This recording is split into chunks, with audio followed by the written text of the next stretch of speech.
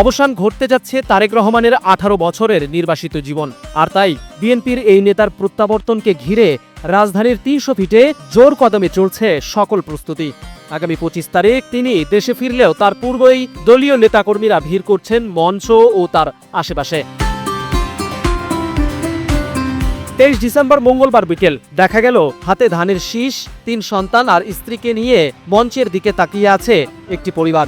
জানা গেল এই পরিবার লিটনের, যিনি ঢাকায় এসেছেন উত্তরের জেলা নওগাঁ থেকে, যিনি আওয়ামী সরকারের আমলে শিকার হয়েছেন ব্যাপক নির্যাতনের। কথার এক পর্যায়ে লিটন জানালেন, মেয়ের প্রশ্ন ছিল তার নেতা কে। করোনা বা যে কোনো ভাইরাসের এগেইনস্টে ফাইট মানি ব্যাকট্রলের লেফট রাইট। মেয়ের প্রশ্নের উত্তর আর প্রিয় নেতাকে এক নজর দেখতেই তার ছুটে আসা। পরিবার নিয়ে আসার উদ্দেশ্য হচ্ছে যে গত 14 সালের নির্বাচনের পূর্বে থেকে বিভিন্নভাবে দফায় দফায় আমি বিএনপি করি, বিএনপি ইউনিয়ন যুবদলের আহ্বায়ক কমিটির সদস্য এবং নওগাঁ জেলা যুব জাতীয়তাবাদী প্রজন্ম একাত্তর নওগাঁ জেলা সদস্য সচিব। ঠিক সেই লক্ষ্যে আমি বিভিন্নভাবে এই স্বৈরাচার শেখ হাসিনা বিভিন্ন মিথ্যে মামলা দিয়ে একের পর এক দফায় দফায় মামলা কারাবাসন করাতো। ঠিক সেই লক্ষ্যে আমাকে যখন পুলিশ বাসা থেকে গ্রেপ্তার করে, আমার 2 বাচ্চা বলতো, বাবা তোমার কেন গ্রেপ্তার করে, কেন নিয়ে যায়? আমি বলতাম, বাবা আমাকে এই ধানের শীষ, আমি বিএনপি করি এই জন্য আমাকে নিয়ে যায়। আমি তখন বিএনপির বিষয়গুলো টোটাল বুঝাই দেই, ধানের শীষ বুঝাই দেই। ঠিক সেই প্রেক্ষাপটে আমার বাচ্চা বলতো, বাবা তো তোমাদের ধানের শীষের নেতা নাই।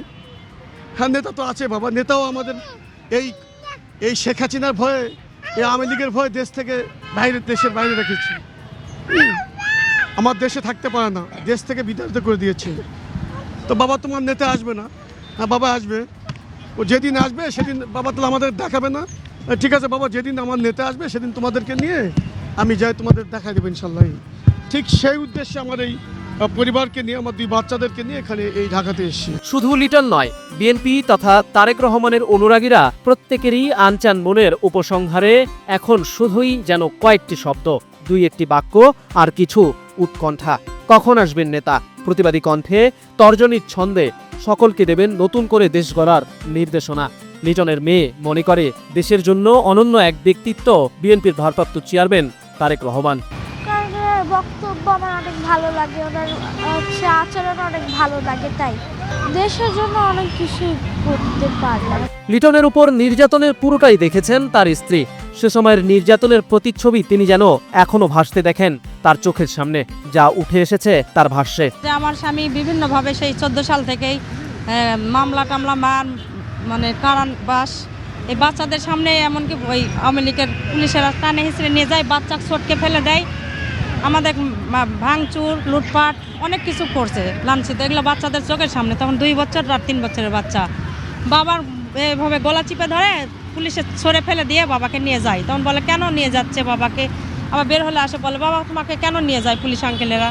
বলে, বাবা এরা হলো আওয়ামী লীগের নৌকার দস্যু, এই জন্যে আমরা ধানের শীষ করি, এই জন্য আমাদের এটাই অপরাধ, ধরে নিয়ে যাই। তো কেন বাবা ধানের শীষ করো? তাহলে ধানের শীষের তোমাদের লিডারকে? বলে তারেক রহমান, খালেদা জিয়া মা। তো বলে ওনারা কেন আসে তোমাকে বাঁচাই না?